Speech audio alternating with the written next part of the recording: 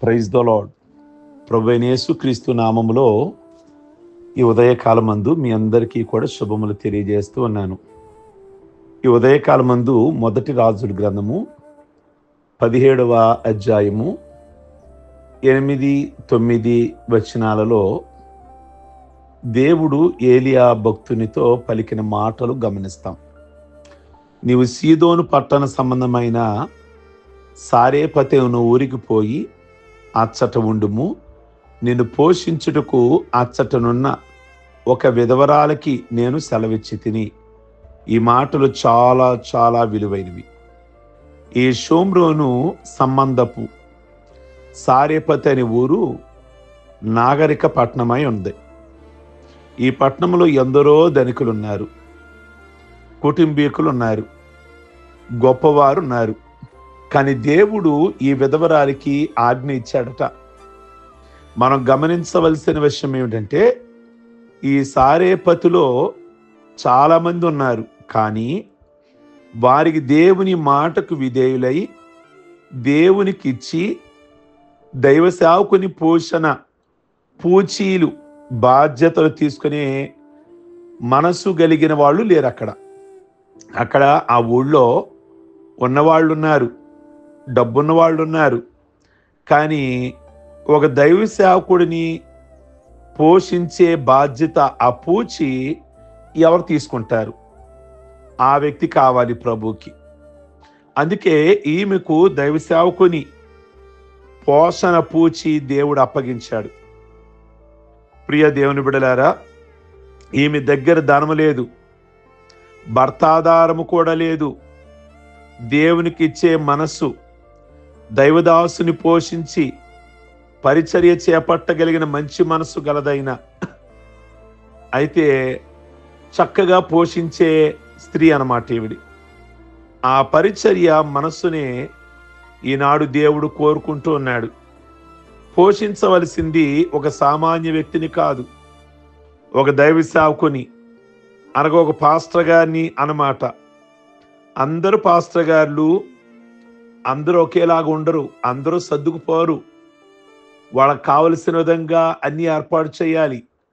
అందరూ అలా ఉంటారని నేను అనుకోను, కానీ కొంతమందికి అన్నీ అమర్చి పెట్టాలి.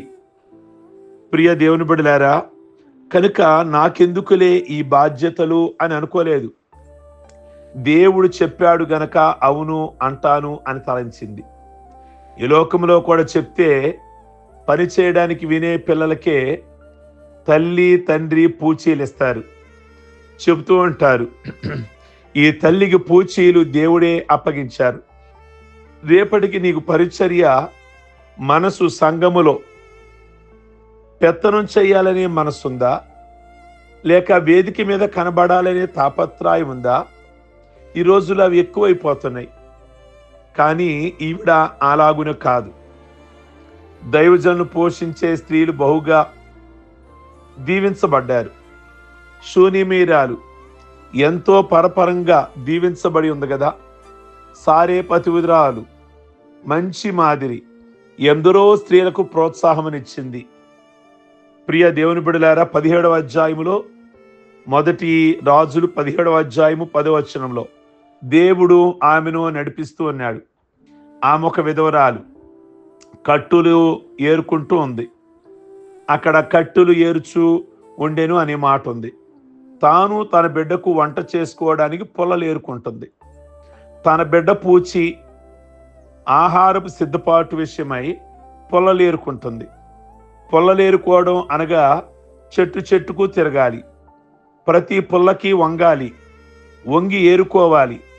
శరీరాన్ని వంచి పని చేసుకునే తల్లిగా కనబడుతుంది. సోమరవలే కూర్చొని దేవుడు నాకు భర్తను లేకుండా చేశాడు, నాకెవరు తోడుండేవారు లేరు అని దేవుడిని నిందిస్తూ కూర్చోలేదు. పని చేసుకోవడానికే ఎక్కువ ప్రాధాన్యతనిచ్చింది. ప్రియ దేవుని బిడ్డలారా, కనుక సారేపతి స్త్రీ ఆ సోమరిగా ఎక్కడా మనకి కనబడటలేదు. ఈమె ఒక ప్రక్క తన పొలలు ఏరుకుంటూ, మరో ప్రక్కన దేవుడు మాట్లాడిన దైవ సేవకుని రాక కొరకు కనిపెడుతున్న స్త్రీగా తన పని, దేవుని పనిని సమముగా కొనసాగించింది. ఇంతలో దేవుడు చెప్పిన దైవజనుడు రానే వచ్చేశాడు. ఇది దేవుని ఆజ్ఞ కనుక చొరవ తీసుకొని ఆ దైవజనునితో మాట్లాడింది. దైవ సేవకుడు అంటాడు 10వ వచనంలో, కొంచెం నీళ్లు తీసుకొని రమ్మన్నాడు. త్రాగడానికి, దేవుని సేవకునికి దాహం తీర్చడానికి వెళ్ళడానికి ప్రారంభించింది. ఆమె నీళ్లు తేబోతూ ఉంది. ప్రియ దేవుని బిడ్డలారా, తేబోచుండగా అనే మాట ఆమె విధేయతకు సాదృశ్యం. అనగా దేవుడిచ్చిన ఆజ్ఞ ప్రకారంగా చేయడానికి ప్రారంభించింది అన్నమాట. దైవ కార్యంలో ప్రవేశించింది. దైవదాసుడు నాకు ఒక రొట్టె ముక్కను తీసుకురమ్మని కోరాడు. ఇందాక నీళ్లు తెమ్మన్నాడు, విధేయతతో వెళుతుంది. మరలిప్పుడు ఒక రొట్టె ముక్క తీసుకురమ్మన్నాడు. ఆమె తన హృదయం, ప్రియ దేవుని బిడ్డలారా, ఉన్న లోపల ఉన్నటువంటి యథార్థ స్థితి చెప్పుకుంటుంది. తన ఒంటరి స్థితిలో, ఆర్థిక ఒత్తిడిలో ఎంత లోటులో ఉందో ఆమె దైవజనునికి చెప్తూ వచ్చింది. గమనించండి, కుటుంబంలోని లోటులు, కష్టాలు, సమస్యలు పరిష్కారానికి మనం వెళ్ళి చెప్పుకోగలిగిన వ్యక్తులు ఇద్దరు. మొదటిగా దేవుడికి మనం మొదటిగా చెప్పుకోవాలి. మన కుటుంబంలోని లోటులు, మన కుటుంబంలో ఉన్న కష్టాలు, మన ఇంటిలో ఉన్న ఆర్థిక ఇబ్బందులు, మన వ్యాధి బాధలు, మన సమస్యలు. రెండోది దైవ సేవకుడికి తెలపవలసి ఉన్నాం. ఈమె తన ఇంటిలో కొంచెము నూనె, కొంచెము పిండి ఉంది. ఈ పూట భోజనం తర్వాత వారికి ఆహారం లేనందున చనిపోవటానికి కూడా సిద్ధపడుతున్నామని తేటగా తెలియజేస్తుంది. ఈ తల్లి యథార్థతకు ఒప్పుకోలు. ఇప్పుడు దైవ సేవకుడు ఈ విషయంలో జోక్యం చేసుకున్నాడు. దేవుడే ఆమె లోటు తీర్చివేశాడు. ప్రియ దేవుని బిడ్డలారా, మీరు కూడా దేవుని కార్యములను అవును అనడానికి నేర్చుకోండి. తప్పక మన దేవుడు మీకు తోడుంటాడు. నువ్వు ఏ కరువులో, సమస్యలలో ఉన్నప్పటికీ కూడా దేవుడు నీకు సమృద్ధి ఇవ్వగలిగిన దేవుడు. 17వ అధ్యాయము 13వ వచనంలో ఈ మాటలు కనబడుతున్నాయి. ఈ తల్లి నేర్చుకున్న మొదటి పాఠం, దేవుని ఆజ్ఞకు లోబడింది. దైవజను పోషించడానికి అవును అన్నది. ఆ ప్రయత్నములో జయించింది. ఇప్పుడు దైవదాసుడు కోరుచున్నది, మొదటి అప్పం ఇవ్వడం. దేవుని మాట విన్న ఈమెకు ఇప్పుడు ఈ భూమి మీద దేవుని ప్రతినిధి అయిన దైవ సేవకుని మాట. చాలా మంది ప్రియ దేవుని బిడ్డలారా, ఆ సీనియర్ విశ్వాసాలు అనుకునే స్త్రీలు ఈ విషయాలన్నీ కూడా గమనించాలి. దేవుని సేవకుని మాటకు ఎంత విలువ ఉందో అర్థం చేసుకోవాలి. దేవునికి లోబడతాం కానీ ఆ దేవుని సేవకుడి మాటకి లోబడటం ఏంటి అనుకునే తత్వము సరి అయినది కాదు.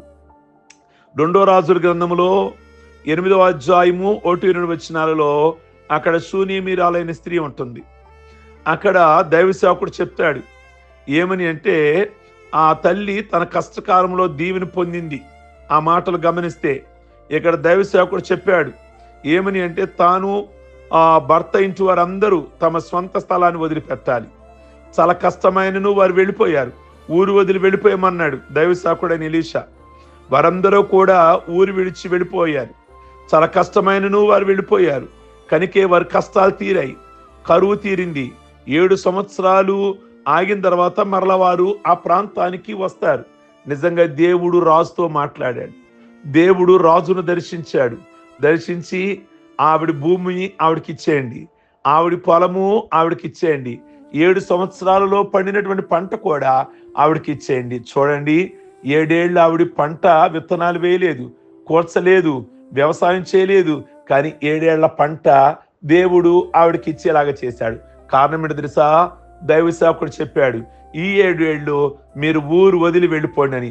దేవుని మాటకు విధేయత చూపించారు ఆ స్త్రీ లేదా ఆ కుటుంబం. మరలా రాగానే దేవుడు ఎంత గొప్ప కార్యాన్ని జరిగించాడో గమనించండి. కనుక ఈ యొక్క ఉదయకాలమందు ప్రియ దేవుని బిడ్డలారా, దేవుని యొక్క సేవకుని మాట, ఫస్ట్ దేవుని మాట, సేవకుని మాట విన్నారు 2 స్త్రీలు. నిజంగా వారి జీవితంలో, వారి కుటుంబాలలో గొప్ప మేలు, గొప్ప ఆశీర్వాదాన్ని వారు పొందుకోగలిగారు. దేవుడు అట్టి సమృద్ధిని మీ కుటుంబాలలో కూడా దయచేయునుగాక. ప్రార్థించుకుందాం. సర్వశక్తి కలిగిన తండ్రి, సారెపత్ అనే ఆ విధవరాలు నిజంగా ఆవిడ కష్టకాలంలో ఉన్నప్పుడు ఎంతో విధేయతరాలుగా వెళ్ళి మరి నాయన సేవకుడు పోషించడానికి. అలాగే మరి 2 రాజుల గ్రంథంలో 8వ అధ్యాయంలో అక్కడ ఒక స్త్రీ, గనురాలైన స్త్రీ, సేవకుడు చెప్పినట్లుగా ఆవిడ వెళ్ళినప్పుడు నాయన నిజంగా ఆ 2 కుటుంబాలు దేవుని మాటకు విధేయత చూపించగా, దేవుని సేవకులు మాట వినగా, నిజంగా వారి కుటుంబాలలో, వారి జీవితాలలో మీ ఆశీర్వాదమును, మీ దీవెనను వారు పొందుకోగలిగారు. అందును బట్టి మీకు వేలాది వందనాలు, స్తోత్రాలు. ఈ ఉదయకాలం ముందు ప్రతి కుటుంబంలో కూడా సమృద్ధినివ్వండి, ఆశీర్వాదమునివ్వండి, ఆరోగ్యమునివ్వండి, మేలు చెయ్యండి. మీ నామమునికే మహిమ తెచ్చుకోమని ప్రార్థన చేస్తున్నాం. ఈ దినము పెళ్లి రోజులు, పుట్టినరోజులు, రక్షణ పొందిన రోజులు చేసుకుంటున్న బిడ్డలందరినీ కూడా దీవిస్తూ ఆశీర్వదిస్తూ ఇహ సంబంధమైన పర సంబంధమైన ఆశీర్వాదములు వారందరికీ దయచేయమని యేసు నామములో అడుగుచున్నాం తండ్రి. ఆమేన్. God bless you. ఈ వర్తమానం మీకు దీవెనకరంగా ఉంటే ఫార్వర్డ్ చేయండి, లైక్ బటన్ నొక్కండి, మీ అభిప్రాయాన్ని వ్యక్తం చేయండి. Okay, God bless you.